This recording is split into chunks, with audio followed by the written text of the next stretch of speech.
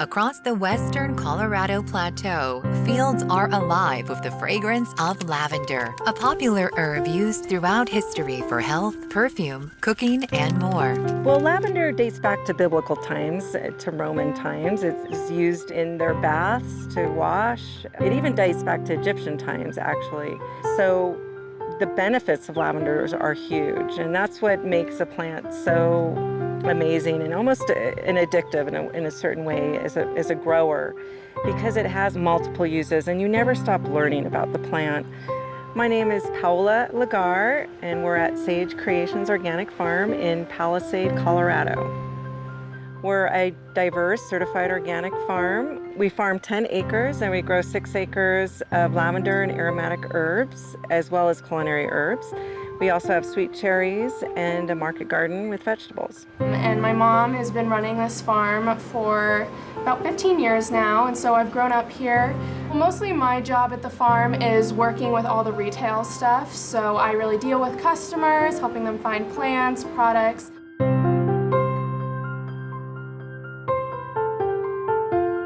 We're in Palisade, Colorado, which is the western slope, and we're in the high desert. Our farm sits at 4,800 feet.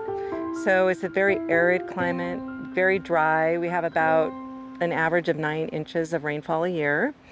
So all our irrigation water comes from the Colorado River.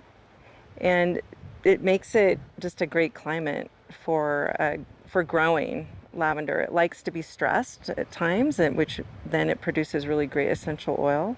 We use all drip irrigation. Water is a valuable resource here. We basically have water from April through October. And what's great about a lot of the herbs that we grow is that they don't take a lot of water.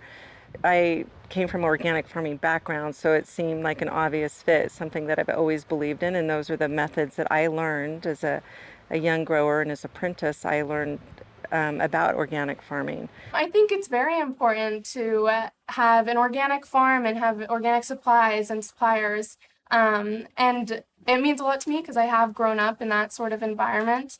And I think really keeping an eye on what you're eating and where you're getting your plants and your food and even the products that you're using, looking at ingredients and how they're made, I think that's very important to have an actual future for the next generations.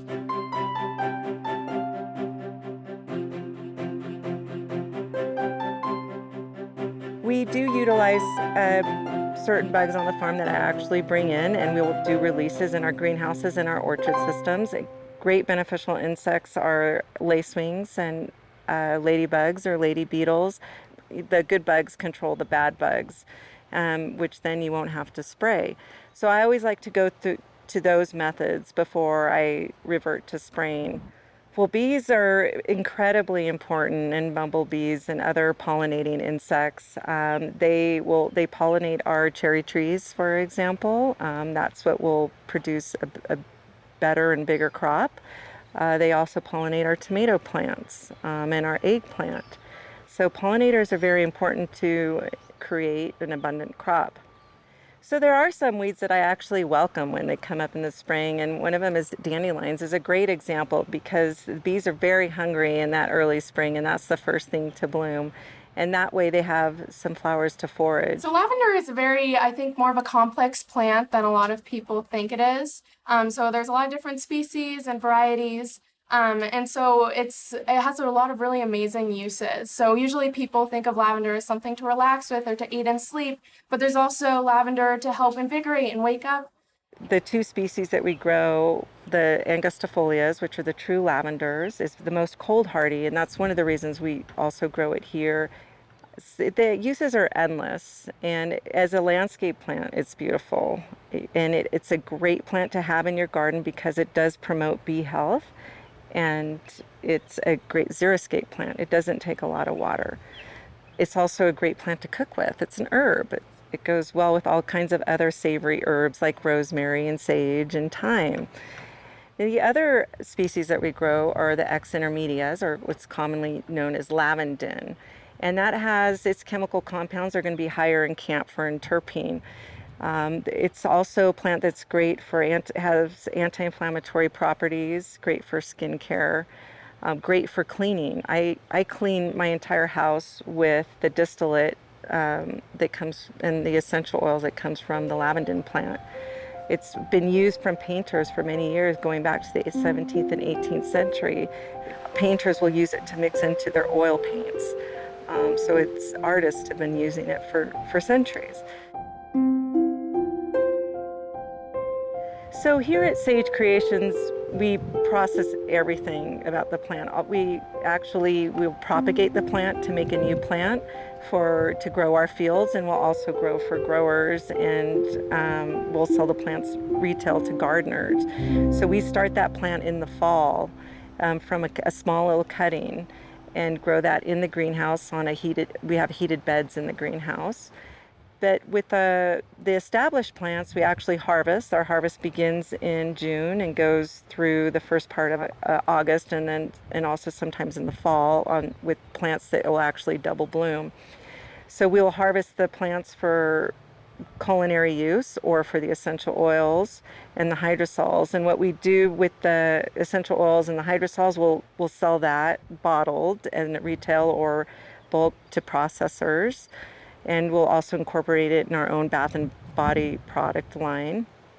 And as far as the culinary lavender, we will sell that too as well to processors. People make lavender wine, lavender beer, ice cream, all kinds of things that you can incorporate lavender to. Essential oil from a plant is the oil that comes straight from the plant. So it's 100% pure oil that plant produces. So if you're looking for 100% pure essential oil, it's going to take a lot of plant material to produce that. So when you go to the store and you have a small bottle of a lavender essential oil or perhaps some other essential oil, the reason it may be so costly is because it took a lot of plant material to produce that small amount of oil. So the hydrosol is the distillate that comes straight out of the condenser, and it's the essential oil is what we siphon off of the hydrosol. So what's left is that floral water. So for example, specifically to lavender, how we process it, we're actually just starting now to process our new crop.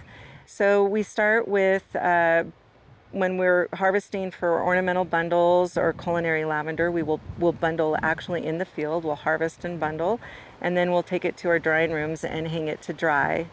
And then from that stage, we'll actually, if it's an ornamental bundle, we will sell it as a bundle. But if we sell it as a culinary flower bud, then we will actually take those buds off and clean it through a seed cleaner. And if it's for essential oils, we don't bundle, we just harvest all that lavender loose and put it in the still pot and distill it fresh right from the field. It's very important to buy from small farms and really family-owned operations. Especially in agriculture, you can see the big stuff in the grocery stores, but trying to find the farm stands and the local families that are growing around you. It's really important to support those families because they're the ones that are really putting your food on the table and making things happen and putting jobs out there for a lot of people who would have trouble finding jobs otherwise. And it's very important to support what's around you and small families because they're really the small cogs that are keeping the earth going. I would say as an herbal farmer, I definitely encourage people to support their local herb farms and learn about them and see how to incorporate it in your life to basically better your life in many ways, whether it be through aromatherapy or whether it be through skincare or culinary. Incorporate it into your daily practice of life and you'll fall in love with it for sure.